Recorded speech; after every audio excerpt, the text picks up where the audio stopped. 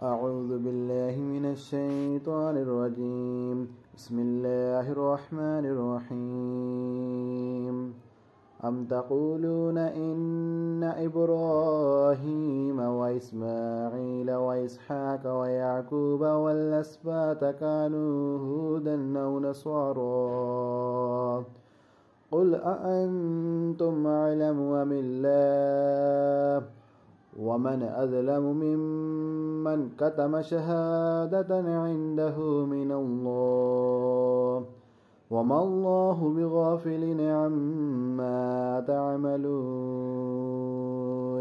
صدق الله العظيم۔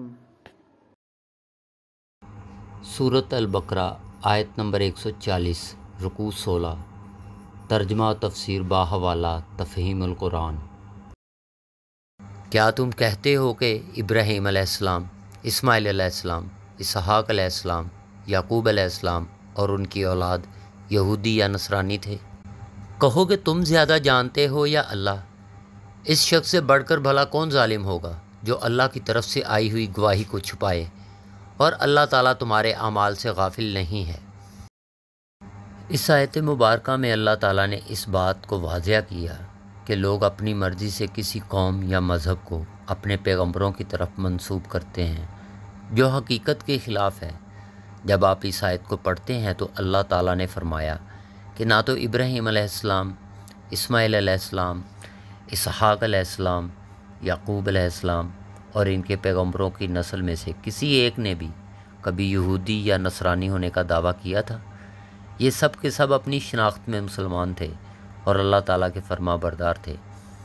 یہ آیت مبارکہ اس بات کو بھی رد کرتی ہے کہ لوگوں نے اپنے آپ کو ان بزرگ پیغمبروں کے پیروکار سمجھ کر اپنے آپ کو الگ الگ مذاہب سے منسلک کیا اور اصل حقیقت سے منہ موڑ لیا۔ مولانا سید ابو الاعلیٰ مودودی صاحب نے اس آیت کی تفسیر میں بتایا کہ یہاں اللہ تعالیٰ ہمیں بتا رہے ہیں کہ یہود و نصارہ نے جو اپنے آپ کو ان بزرگ ہستیوں کے ساتھ جوڑا ہے وہ حقیقت میں ایک گمراہی ہے۔